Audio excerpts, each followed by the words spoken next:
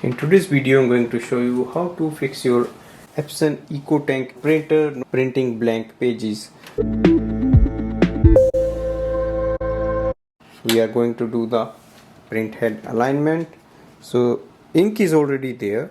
Now go to the Epson Smart Panel app to start this process. Once you see your printer in the app, click on the print head cleaning icon and click yes.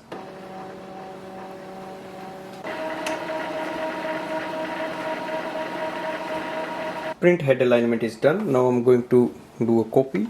I have already placed a page for the copy, so let's see if it prints now or not. So you can see it has just started printing. So it's not the best print quality right now. That means you can just perform another print head cleaning. So if you do it few times, then it will start printing normally. Thanks for watching.